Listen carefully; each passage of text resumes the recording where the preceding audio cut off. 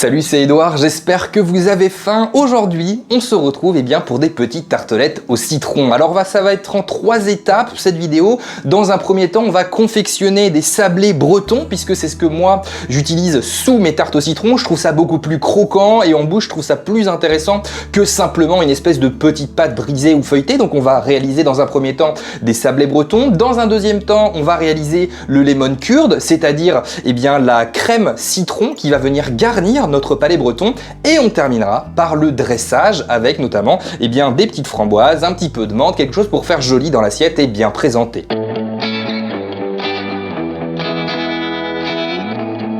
Alors on va commencer du coup par la liste des ingrédients comme d'habitude. Dans un premier temps, on va réaliser donc le sablé breton et pour ça vous avez besoin de 2 œufs dont on ne va garder que les jaunes. On va avoir besoin de 75 g de sucre dont j'ai déjà fait la préparation. En général, je fais ça soit avec un verre doseur, soit avec une petite balance en fonction de ce que vous avez chez vous. On a besoin de 100 g de farine, une pincée de fleur de sel en général, 75 g de beurre. Alors si vous voulez des petits pavés et des petits sablés bretons avec vraiment un arrière-goût de sel vraiment prononcé, vous prenez du beurre demi-sel ou du beurre salé ou sinon du beurre doux en fonction de ce que vous allez mettre en termes de sel. Et pour terminer, on aura besoin de 5 g de levure. Alors en général, les petits paquets de levure que vous trouvez dans le commerce, c'est des paquets de 10 à 11 g, donc vous prenez la moitié, vous gardez l'autre pour autre chose, et comme ça, c'est relativement intéressant. Petite note également, on va utiliser que les jaunes des œufs qui sont là. Vous pouvez garder le blanc, bien sûr, pas besoin de les jeter forcément pour faire des meringues ou pour utiliser ça dans des mousses au chocolat, dont on verra très certainement la recette plus tard sur la chaîne, mais ne jetez pas les blancs d'œufs, ça serait un petit peu dommage de le gâcher. De l'autre côté, on va avoir le lemon curd avec notamment en termes d'ingrédients 3 citrons pour en extraire le jus. Donc voilà 3 beaux citrons dont on va extraire le jus. Gardez-les parce que on va avoir besoin des zestes qu'on va râper pour les mettre directement dans la préparation du lemon curd. Encore une fois, on va avoir besoin cette fois-ci de 120 g de sucre, c'est des petites tartelettes un petit peu caloriques, j'en ai totalement conscience. On va avoir besoin cette fois-ci de 3 œufs entiers et également pour terminer de 100 g de beurre, cette fois-ci absolument du beurre doux pour mettre à l'intérieur de la crème citron. Et pour terminer, pour la préparation à la toute fin, personnellement j'ai pris des petites framboises fraîches que je vais assortir juste ici avec des petites feuilles de menthe puisque j'ai toujours des petites herbes comme ça aromatiques qui sont plutôt intéressantes, qui apportent à la fois un goût et qui surtout apportent une petite beauté dans l'assiette.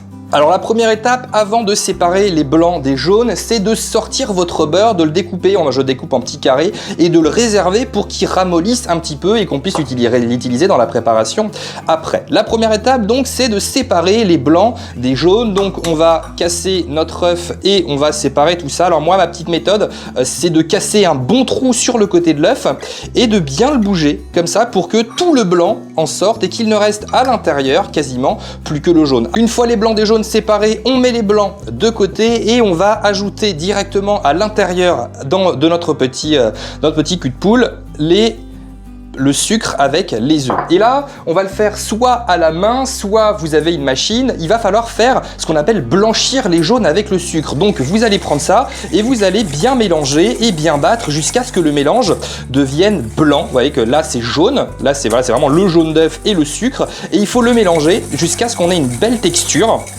et qu'on ait quelque chose de blanc. Donc on va poser ça et on va mélanger. C'est parti. Une fois qu'on a ce beau mélange bien lisse juste là, on va venir ajouter le beurre pommade. Alors le petit conseil, effectivement, quand vous avez ce beurre, c'est que si jamais vous ne l'avez pas sorti assez tôt du frigo, vous pouvez passer un petit peu au micro-ondes, histoire de le ramollir un petit peu et non pas le fondre. Donc on met nos 75 g de beurre à l'intérieur du mélange, juste là, voilà. Et là, on va lisser le mélange, c'est-à-dire bien le mélanger jusqu'à ce qu'on ait encore une fois un beau mélange bien lisse. Donc normalement avec le beurre pommade, vous n'allez pas avoir quelque chose de liquide. C'est important d'avoir un beurre pommade, c'est-à-dire un beurre consistance pommade et non pas un beurre liquide, parce que sinon vous n'allez pas avoir une belle pâte à biscuit. Regardez là, c'était un beau beurre, donc on a une belle consistance déjà juste là. Maintenant qu'on a bien lissé notre mélange, on vire le fouet, on n'en aura plus besoin, et là on va venir tamiser la farine directement sur le mélange. Alors pour tamiser la farine, j'ai pas de tamis, moi j'utilise un égouttoir à pâte, voilà, c'est le petit conseil un peu débrouillard. On met ça là-dedans, et en fait ça va éviter tout simplement à la farine d'avoir des morceaux indésirables et donc d'avoir quelque chose de très lisse et quelque chose qui va bien se mêler directement à la préparation. Regardez, avec une farine bien lisse. Une fois fait, on peut ajouter la levure, puis le sel. Et là, on va venir travailler à la spatule. Surtout pas travailler avec le fouet, parce qu'en fait, ce qui va nous intéresser, c'est d'avoir un beau mélange et d'avoir une belle pâte. Donc, on le fait à la spatule. Alors, vous pouvez le faire, encore une fois, si vous voulez, à la main. Mais le plus intéressant, c'est de travailler cette pâte d'une jolie façon et d'écraser un petit peu dans chaque coin pour mêler la farine au premier mélange.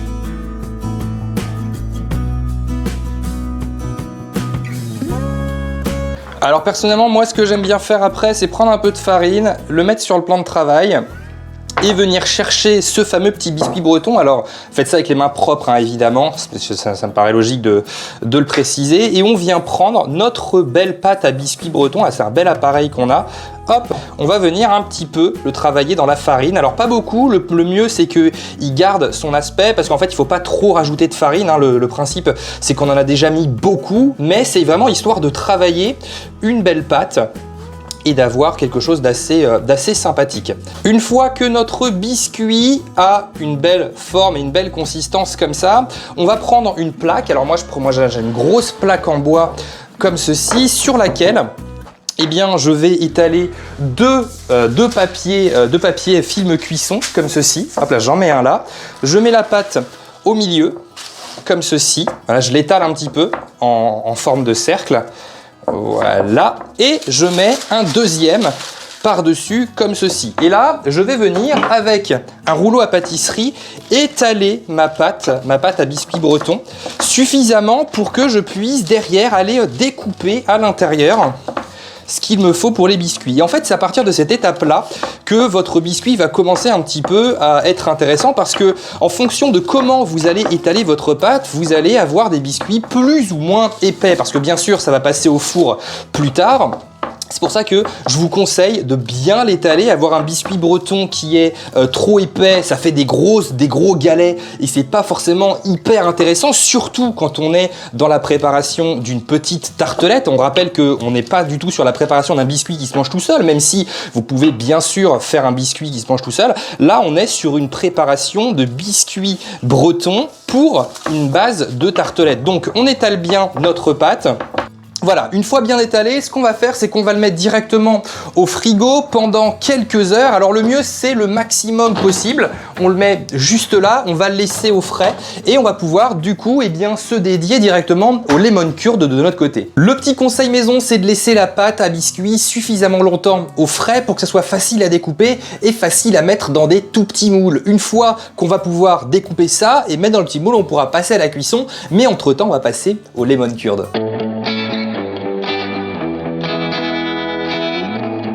Deuxième étape de la préparation, le lemon curd, maintenant que le biscuit breton est au frigo. On rappelle les ingrédients: 3 œufs moyens, on a besoin de 120 g de sucre, on a besoin de 100 g de beurre doux et du jus de 3 citrons et des zestes de ces citrons. Première étape, on découpe le beurre et on le réserve de côté pour que ça soit un beurre un petit peu mou. On commence donc par le jus de citron qu'on met intégralement dans la casserole. N'oubliez pas de garder ça parce qu'on va s'en servir juste là. On met les 3 œufs entiers à l'intérieur également. Hop, une fois les œufs dans la casserole, on rajoute le sucre également. Hop, en intégralité. On rajoute quelques zestes de citron à râper directement. Hop, sur le citron pour que ça aille directement dans la casserole. Alors, le petit conseil un petit peu pendant qu'on râpe tout ça, c'est qu'en fait, votre crème de citron, si vous n'êtes pas fan que ça soit trop acide, il va falloir gérer le nombre de citrons que vous voulez presser. Alors moi, en général, je conseille 3 bons citrons pour le jus, mais ça fait quelque chose d'assez acide. Pareil pour le zeste, si vous le rajoutez, ça va rajouter un tout petit goût, un tout petit peu amer. Alors je dis un tout petit peu, c'est vraiment très léger, mais qui apporte vraiment quelque chose de très satisfaisant à votre tartelette et votre lemon curd, sachant que le lemon curd, en fait, ce qui est intéressant aussi, c'est que vous pouvez savourer votre lemon curd directement sans avoir à le mettre sur une tartelette, hein. Ça se mange à la cuillère, sur un biscuit, sur n'importe quelle petite chose. C'est un peu comme de la confiture, si vous voulez, c'est un petit peu une espèce de confiture de citron qui peut être savourée vraiment avec n'importe quoi et qui est plutôt agréable. Une fois rendu là, moi j'allume ma plaque à gaz qu'on va mettre à feu doux. C'est hyper important de le mettre à feu doux, voire à feu vraiment entre moyen et doux. Et à partir de ce moment-là, il ne faut pas s'arrêter de mélanger. C'est-à-dire que si vous vous arrêtez de mélanger à un quelconque moment, eh bien le blanc et le jaune vont commencer bien sûr à cuire et c'est pas ce qu'on veut. Nous ce qu'on veut c'est garder justement une crème citron qui va être onctueuse et n'avoir à aucun moment de la cuisson de notre œuf. Donc vous mélangez pendant 5-10 minutes, alors en général c'est plus 5-7 minutes qu'autre chose. C'est l'étape cruciale de la préparation de votre crème citron. Il faut la remuer délicatement jusqu'à ce que ça devienne suffisamment épais et qu'elle entre en ébullition. Et là, va y avoir deux solutions. La première, c'est que votre crème est parfaite et dans ce cas-là, félicitations, il n'y a pas de morceau de blanc d'œuf, elle est limpide, elle est épaisse, c'est cool. Mais il y a une deuxième solution, c'est qu'effectivement, il y a des morceaux indésirables de blanc d'œuf dedans. Ça arrive très souvent, ça m'arrive très souvent également. Et bien là, il y a une étape hyper indispensable pour votre crème citron. Vous allez vous remunir de votre chinois ou votre égouttoir à pâte, comme d'habitude, avec également un petit saladier et vous allez mettre ça comme ceci et verser l'intégralité de votre casserole dans le chinois ou votre égouttoir à pâte pour enlever tous les morceaux indésirables et ne récupérer que ce qui est liquide, voire un petit peu épais. Et ça, c'est hyper important. Une fois qu'on a notre crème citron bien limpide, soit dans notre petit saladier, soit dans notre casserole, et ben il y a deux solutions encore. Soit vous avez un mixeur chez vous, ce que tout le monde ne possède pas, auquel cas vous versez l'intégralité de votre préparation et vous ajoutez le beurre ramolli et vous mixez. Vous aurez donc votre préparation au citron. Ou alors, si vous n'avez pas de mixeur, parce qu'encore une fois, tout le monde n'en possède pas un, et bien vous rajoutez votre beurre directement dans la préparation, que ce soit dans votre casserole ou dans votre petit saladier, et vous mélangez délicatement jusqu'à ce que le beurre soit intégralement incorporé à votre première préparation. Et une fois que le beurre est totalement fondu, encore une fois, là vous avez deux possibilités. La première, ça va être de mettre votre préparation de lemon curd dans un grand bol ou dans un récipient, ce que vous souhaitez, ou alors vous pouvez également le mettre dans une poche à douille. La poche à douille aura le mérite, eh bien, tout simplement de pouvoir être plus intéressante en termes de préparation, mais le mettre dans un récipient convient largement également. Maintenant qu'on a notre lemon curd dans notre récipient, on attend qu'il refroidisse un petit peu et une fois qu'il est froid, vous pouvez le mettre au frigo. Alors évidemment, vous ne mettez pas le lemon curd chaud au frigo parce que sinon ça va détruire l'entièreté de ce que vous avez dans le frigo avec la chaleur. Vous attendez donc que votre lemon curd soit froid, tiède, et ensuite vous le passez au frigo. En général, le lemon curd va commencer très vite à devenir un petit peu plus consistant et là vous allez pouvoir faire autre chose pendant ce temps-là. Nous on va attendre justement que le biscuit breton soit prêt, on va le passer au four et ensuite on pourra mettre le lemon curd et on passera à la dernière étape de cette vidéo.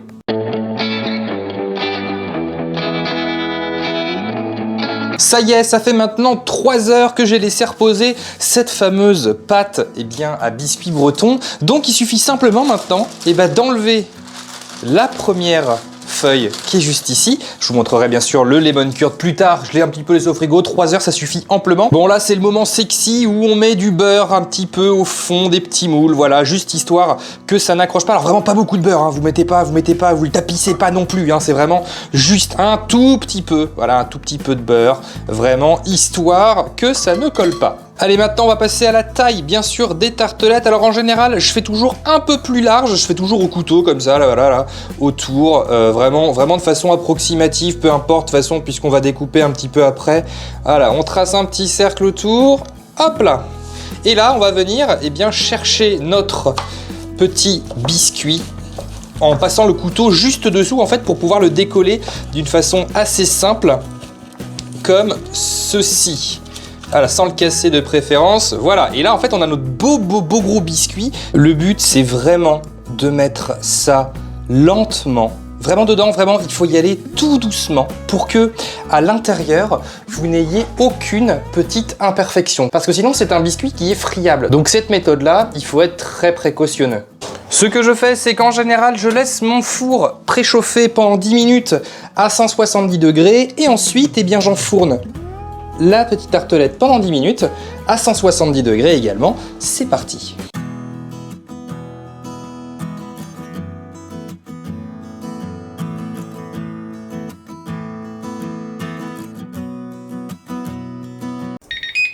Maintenant que c'est terminé, on sort la petite tartelette du four et on va surtout la laisser refroidir un petit peu. C'est hyper important parce que pendant la cuisson, il ne faut pas vous inquiéter, ça va gonfler un petit peu au milieu et en fait, elle va dégonfler au fur et à mesure. C'est totalement normal, mais maintenant, il faut passer au moins 5-6 minutes pour la laisser refroidir. Maintenant qu'on a bien laissé tout ça refroidir, on va pouvoir démouler notre toute petite tarte et regarder comme elle est parfaite. Mais genre, en fait, il faut vraiment faire attention et c'est pour ça l'étape dans laquelle vous la mettez dans le moule est hyper important et vous allez du coup avoir cette petite cavité pour mettre votre lemon curd. Pareil, le lemon curd, ça y est, regardez, paf, vous pouvez même le retourner, il n'y a pas de problème, il est bien pris au frigo et là, l'hyper important, on va venir chercher le lemon curd qui est en dessous la première couche pour tapisser cette petite tartelette.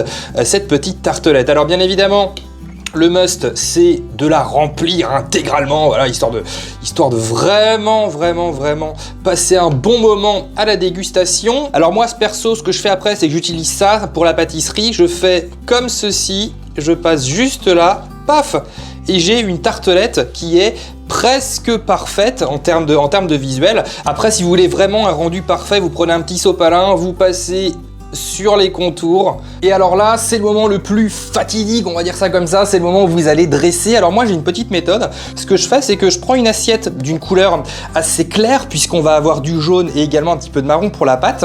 Au fond de l'assiette, je vais venir tapisser avec un petit peu de biscuit breton que j'ai pris, mais que je vais émincer tout au fond. Voilà, j'ai vraiment du détail, mais moi j'aime bien avoir ça au fond de l'assiette, voilà, histoire d'en tapisser un petit peu au fond. Ensuite, je vais venir poser la tartelette juste dessus, au milieu. Et là, je vais venir mettre mes petites framboises. Alors, je vous les lavais bien. Moi, en général, j'en mets 2 ou 3 au milieu, comme ça, pour pouvoir juste après mettre un petit truc de menthe. Je trouve ça vraiment très chouette. J'en mets 3, voilà, comme ceci. Et au milieu, je mets une petite feuille de menthe que vous aurez préalablement lavée, bien évidemment. Et pour terminer, parce que j'aime bien aussi, je remets un tout petit peu de biscuit breton par-dessus, histoire d'avoir quelque chose de plutôt joli. Et donc ça y est, votre petite tartelette au citron est prête et surtout bien dressée. Le petit conseil maison, c'est de la remettre au frigo peut-être une demi-heure, 1 heure avant que vos convives ou vos invités arrivent. Ça permet que la crème citron puisse resolidifier un tout petit peu. Alors c'est pas du solide super dur comme du béton, hein. C'est vraiment très léger comme une espèce de confiture marmelade vraiment entre les deux. Et donc du coup, quand vous allez taper avec la cuillère dedans, vous allez avoir une sensation vraiment très agréable et surtout en bouche, c'est meilleur quand c'est un petit peu plus dur que cette espèce de crème citron qui est déjà très bonne comme ça, hein, bien évidemment, mais c'est meilleur en bouche quand ça a un petit peu resolidifié par-dessus ce petit biscuit breton. Et donc encore une fois, ce genre de petites choses, c'est à savourer en famille, entre amis, ou même un petit peu tout seul. En tout cas, je vous remercie énormément d'avoir regardé cette nouvelle vidéo, j'espère qu'elle vous a plu. Si c'est le cas, on se retrouvera très vite pour une nouvelle recette sur cette chaîne. Et si tu as aimé la vidéo et la recette, n'hésite pas à laisser un petit pouce vers le haut, juste sous la vidéo. Ça aide cette recette à être répertoriée sur YouTube. Tu peux également t'abonner à la chaîne pour recevoir des notifications lorsque des prochaines recettes seront en ligne.